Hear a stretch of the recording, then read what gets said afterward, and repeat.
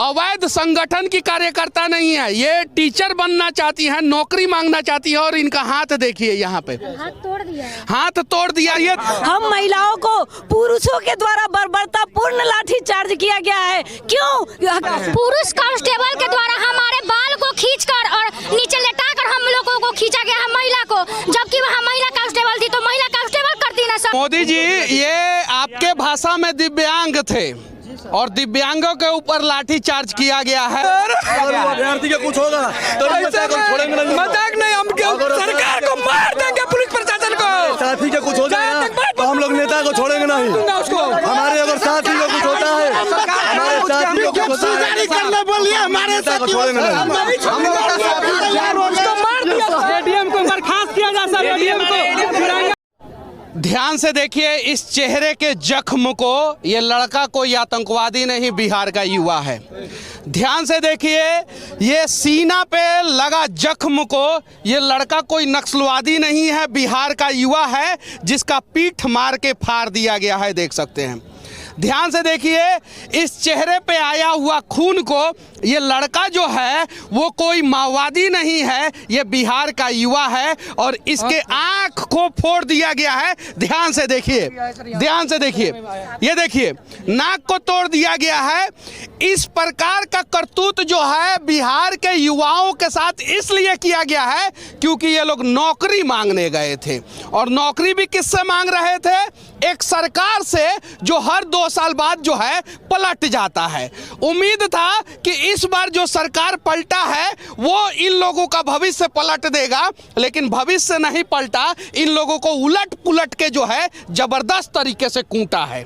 जरा सोचिए, ये देखिए इस प्रकार से देश के किसी भी कोने में रोजगार मांगने वाले लोगों को तो नहीं ही मारा जाता होगा। जरा देखिए ये आंखों को, आंख को फोड़ दिया गया। ये देखिए, ये देखिए, ये बनावटी नहीं है। यहाँ पे देखिए छाती को तोड़ने का प्रयास किया गया है, देख सकते हैं। यहाँ पे देखिए, यहाँ पे मारा गया है, यहाँ पे मारा गया है। यहाँ पे देखिए एकदम निर्मम तरीके से मारा गया है। और इन लोगों का पीछे भी इन लोगों को, मतलब कि हर किसी को मारा गया है।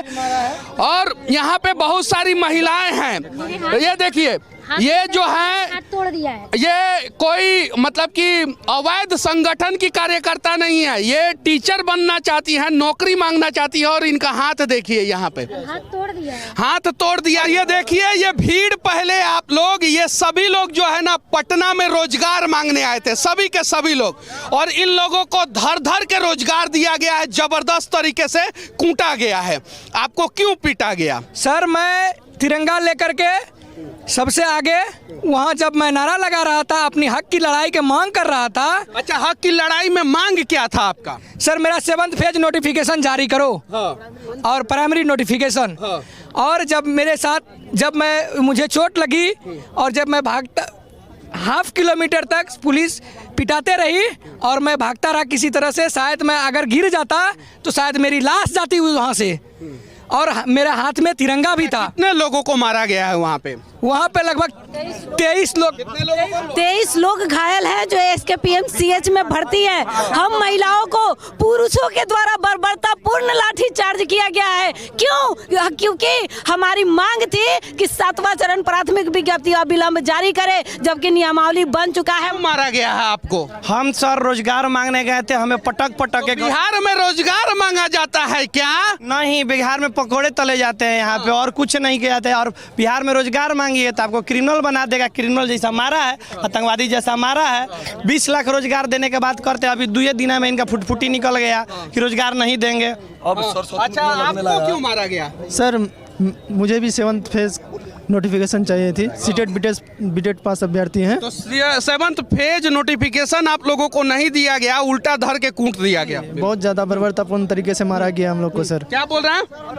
तिरंगा को अपमान किया गया सर। एक लड़का था दरभंगा का, उसको मतलब धारम पर लेकर उसको गिरा के तिरंगा खींच के पुरुष कांस्टेबल के द्वारा हमारे बाल को खींचकर और नीचे लेटाकर हम लोगों को खींचा गया है, महिला को, जबकि वह महिला कांस्टेबल थी। तो महिला कांस्टेबल करती ना सर, तो पुरुष कांस्टेबल हम लोग को बाल को खींचकर, आखिर हमारी क्या मांग थी? हमारी मांग जायज है। 7th फेज नोटिफिकेशन हम लोग मांग रहे हैं। हम लोग सीटेट बीटेट उत्तीर्ण अभ्यर्थी सारी अहर्ता को पूर्ण कर लिए हैं। हम लोग एक शिक्षक जो बनते हैं सारी अहर्ता सीटेट एलिजिबिलिटी टेस्ट हम लोग। जब पढ़े हुए लड़के जो है शिक्षक नहीं बनेंगे तब ना अनपढ़ लोगों को ये लोग घुसाएंगे और तब ना बिहार का शिक्षा व्यवस्था जो है वो चौपट होगा। ये सभी लोग जो है ना कहीं नहीं तो कहीं क्वालिफाई लड़के हैं। इन लोगों को जो है शिक्षक बनना चाहिए। बिहार में अभी एक स्कूल में 8 क्लास तक चलता है और सिर्फ उसमें 1 शिक्षक 2 शिक्षक हैं। आपको क्यों मारा गया है? सर जब हम लोग वहाँ शांति से प्रदर्शन कर रहे थे, हम लोग विगत 3 वर्षों से सीटेट बीटेट उत्तीर्ण हैं। हम लोगों को सिर्फ आश्वासन दिया जाता है। और आज जब हम लोग अभी 1 अगस्त से हाल ही में, हम लोग इससे पहले भी 26 दिनों का आंदोलन किए हैं 45 डिग्री के टेम्परेचर पर। अभी 1 अगस्त से लगातार आंदोलन कर रहे थे। आज वहाँ डाक बंगला में हम लोग का आंदोलन था, वहीं हम लोगों को दौरा कर मारा है। हमको भी पीछे मारा है और मेरे आगे से यहाँ पे पैंट भी फट गया है। और हम लोगों की मांग जबकि जायज़ है, 7th फेज प्राइमरी नोटिफिकेशन के लिए हम लोग विगत 3 वर्षों से आंदोलनरत हैं। और ऐसा नहीं, शिक्षा मंत्री ने क्या बोला है आप लोगों को? सर शिक्षा मंत्री का जब न्यूज जाते हैं, न्यूज वाले लोग तो बोलते हैं कि हमें मार नहीं झगड़ा करना है, हमें मोहब्बत फैलाना है। और हम लोग सीटेट का हम लोग 7th फेज का नोटिफिकेशन मांगने गए तो ये देखिए कितनी अच्छी मोहब्बत फैलाए हैं कि ये चीर करके फाड़ करके। और अभी हम एक PMCH में भर्ती करवा के आए हैं जिसका 3 टाका यहाँ पे पड़ा है और उसका गंभीर रूप से हालत खराब है। और सीट 28 लोग PMCH में भर्ती है।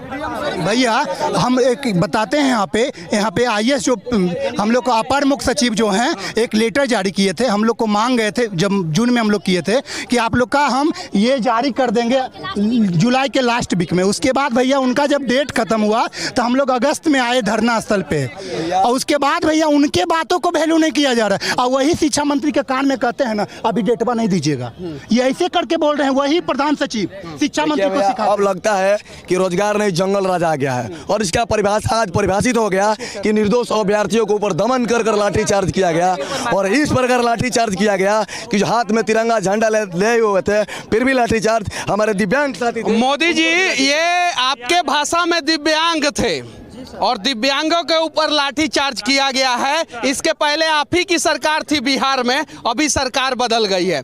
यहाँ पे सरकारें बनती है बिगड़ती है, मलाई सिर्फ और सिर्फ नेता खाते हैं। यहाँ के लोगों को अगर कुछ खाना होता है तो लाठी मिलता है उन लोगों को।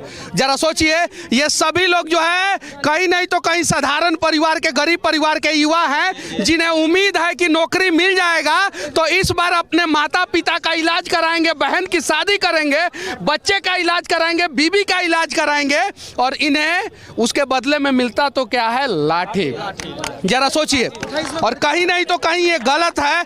और पूरे हिंदुस्तान में सबसे ज्यादा शिक्षा व्यवस्था अगर किसी राज्य का खराब है तो बिहार का है। उस शिक्षा व्यवस्था को दुरुस्त करने की जरूरत है। बिहार के शिक्षा मंत्री नया वाले जब पद ग्रहण कर रहे थे तो उन्होंने बोला कि बिहार के शिक्षा व्यवस्था को जो है वो दिल्ली के शिक्षा व्यवस्था से भी ज्यादा दुरुस्त कर देंगे। क्या ऐसे दुरुस्त होगा बिहार का शिक्षा व्यवस्था? जरा सोचिए। सर मैं और अब एक आंख से ही उम्मीद लग रहा है, भरोसा कर रहा हूँ कि सर एक नहीं दिखाई दे रहा, ये कुछ नहीं दिखाई दे रहा है सर, कुछ नहीं।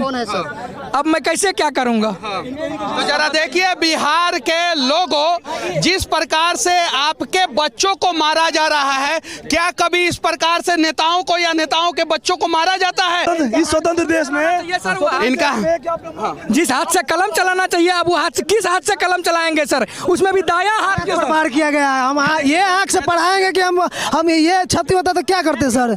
ये देखिए, क्या नाम है आपका? सुजीत कुमार। कहाँ से हैं? वैशाली हाजीपुर से हैं। हाजीपुर से? जी सर। जरा सोचिए, जहाँ पे लोकतंत्र का जन्म हुआ वहाँ पे इस प्रकार से करतूत किया जाता हो गया सर।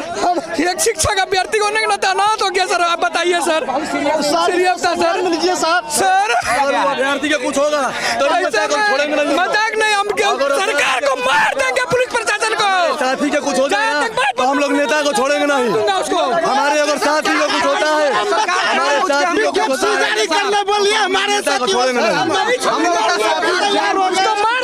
एडीएम को बर्खास्त किया जा सर, एडीएम को तिरंगा लिए हुए वो लड़का था। हम लोग भी जान देंगे, हम लोग भी जान देंगे, हम लोग भी आत्मदाह करने, हम लोग भी जान देंगे। कहाँ तक जो बंद पाले था 3 साल से